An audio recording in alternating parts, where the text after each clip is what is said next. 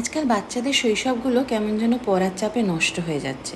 জানি ইন্টারভিউতে ক্লিয়ার না করলে ভালো স্কুলে অ্যাডমিশন পাওয়া যায় না, ভালো নম্বর না পেলে ইঁদুর দৌড়ে টিকে থাকা যায় না।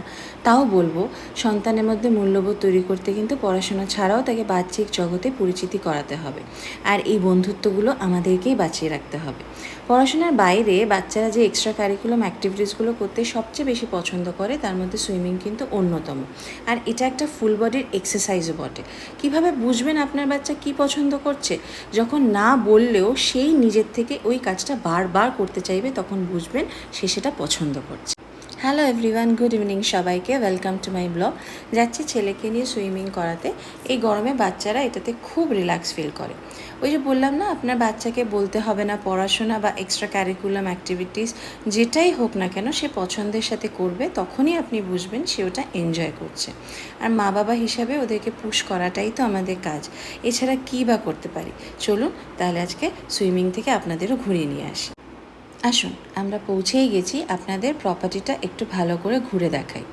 যে ক্লাবে আমার ছেলে চকো সুইমিং শেখে, সেখানে কিন্তু সুইমিংয়ের পাশাপাশিও লং টেনিস রয়েছে, জিম রয়েছে, যোগা রয়েছে, ফুটবল শেখানো হয়, এছাড়াও স্কেটিং করানো হয়। তো এরকম নানান রকম অ্যাক্টিভিটিস কিন্তু এই ক্লাবে বাচ্চাদেরকে শেখানো হয়।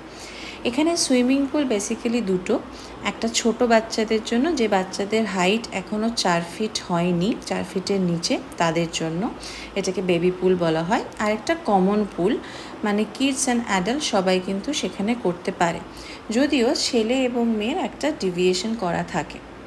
প্রত্যেকটা বাচ্চাকে ট্রেনাররা খুব যত্ন সহকারে সেখানে শেখায়। আর বাচ্চাদের এটা একটা সহজাত প্রবৃত্তি যে ওরা খুব অল্প সময়ের মধ্যে কিন্তু সাঁতারটা শিখেও যায়।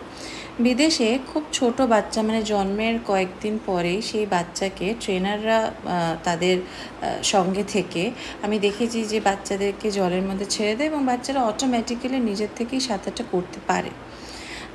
এই বিষয়ে আপনারা বিভিন্ন ভিডিও ইউটিউব বা গুগলে সার্চ করলেও দেখতে পাবেন। বেশ মজার মজার সুন্দর বাচ্চাদের ভিডিও সেগুলো।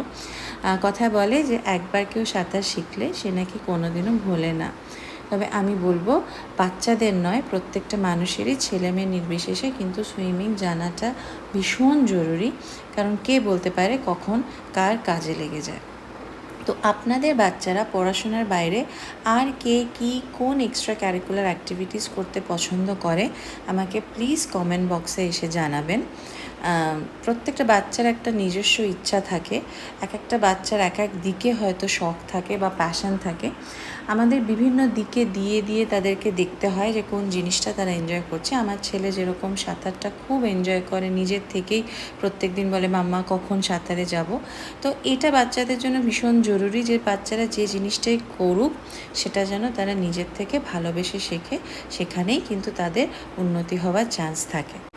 এই ক্লাবটা একটা কনফেকশনারি আছে। বাচ্চারা যতক্ষণ সুইমিং করছে, আমি আর আমার বন্ধু চলে এলাম একটু কফি খেতে। কফির সাথে সাথে এখানে পেস্ট্রি, হালকা স্ন্যাক্স, কুকিজ এগুলোও কিন্তু পাওয়া যায়। আজকে আমি শুধু কফিই নেব। একটা বিচ্ছিরি নেশা হয়েছে যেটা তোমাদের সঙ্গে শেয়ার করছি। প্রত্যেক দিন এই সময়টা পার্টিকুলার টাইমে আমার কফি খেতে ইচ্ছা করে। তোমরাও কি আমার মতো কফি লাভার? তাহলে তোমরা প্লিজ কমেন্ট বক্সে আমার সঙ্গে শেয়ার করো যে কার কার কফি খেতে ভালো লাগে এবং তোমরা কোন কফিটা বেশি প্রেফার করো, ব্ল্যাক কফি না মিল্ক কফি। আমি যেরকম নর্মালি ব্ল্যাক কফিটাই কিন্তু প্রেফার করি, খুব রেয়ার যে আমি মিল্ক কফি খাই।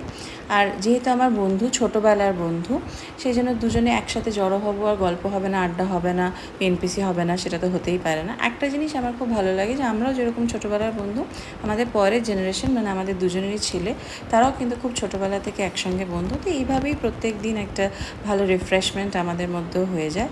গল্প করতে করতে কোথায় সময় চলে গেছে, ওরাও চলে এসছে, ওদেরকে এবার রেডি করে বাড়ি ফেরার পালা। পড়াশোনার সাথে সাথে ফিজিক্যাল অ্যাক্টিভিটি করুক, ওরাও একটু সুস্থ থাকুক, ভালো থাকুক। আজকের মতো ব্লগটা এখানেই। তোমরা খুব ভালো থেকো, সঙ্গে থেকো। টাটা।